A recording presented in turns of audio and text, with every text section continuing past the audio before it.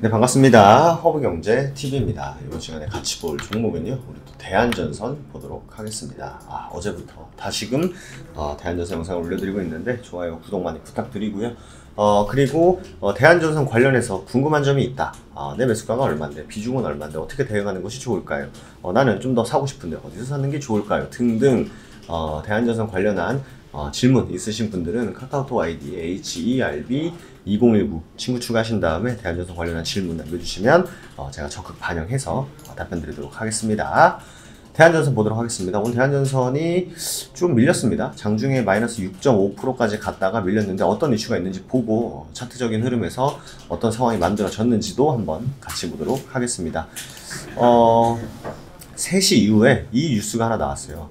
윤 정부에서 2030년까지 노후 원전 10기 수명 연장 완료 이렇게 나왔습니다.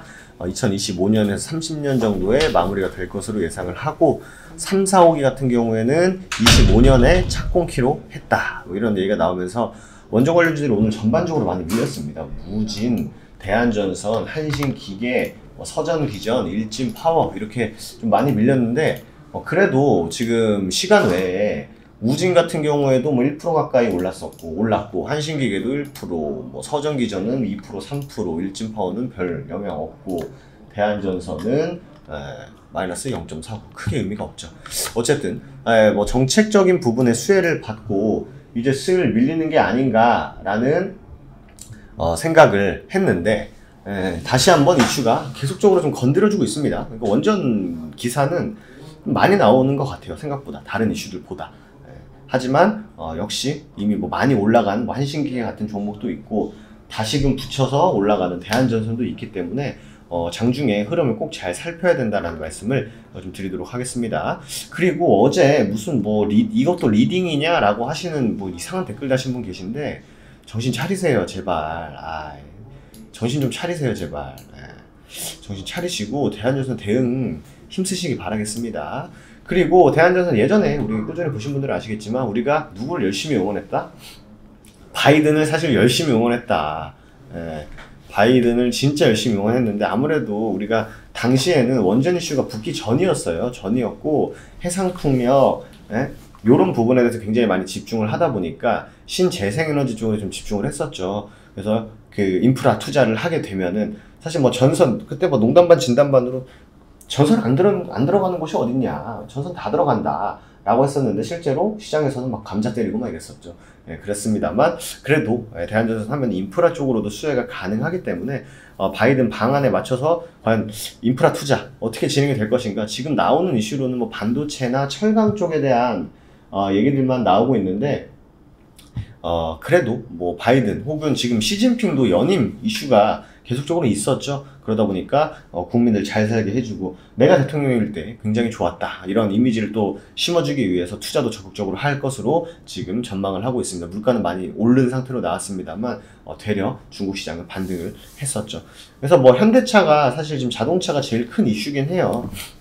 그래서 시장에서 구형테크라는 종목도 열심히 올라갔었는데 어쨌든 이런 인프라 투자, 바이든의 신재생 이런 부분에 대해서 우리가 좀 기대하는 부분도 있고 그리고 정책적인 원전 부분 사실 오늘 이 뉴스를 보면서 든 생각이 사실 그 문재인 대통령 전 대통령 정부 때의 친환경, 신재생에 대한 그런 뭔가 이런 의지보다 윤석열 현 대통령의 의지가 좀 더 적진 않을까라는 생각을 했어요. 왜냐면은 문 대통령 같은 경우에는 뭐 무슨 막 펀드 가입도 하시고 뭐 신재생을 엄청 강조하셨는데 아무래도 윤석열 정부 같은 경우에는 윤석열 현 대통령 같은 경우에는 원전 쪽으로도만 집중을 하다 보니까 대한전선이 이슈 좀 갖다 붙일까 해가지고 원전을 갖다 붙인 게 아닌가라는 생각도 하긴 했습니다만 어쨌든 뭐로 가든 주가만 올라가면 된다라는 생각.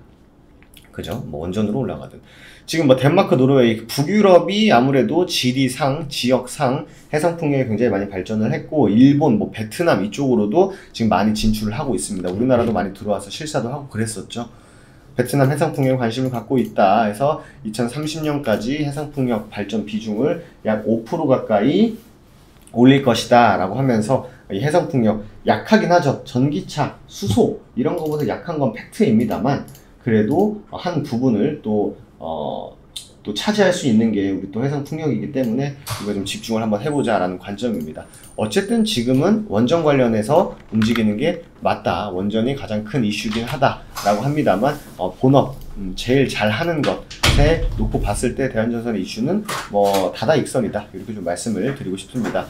오늘 저는 개인적으로 대한전선이 한 요 구간을 좀 지켜주면 좋지 않을까라는 생각을 했는데 오늘 아예 갭을 갭 하락을 하면서 쭉 밀리다 보니까 오늘 아침부터 열심히 그냥 뭐 외국인들 뭐 드립다 매도 치고 하는 흐름만 보였습니다. 그러다 보니까 반등하기에는 조금은 힘들었습니다만 그래도 1차적으로 한번 좀 저점을 잡아준 게 아닌가라는 생각.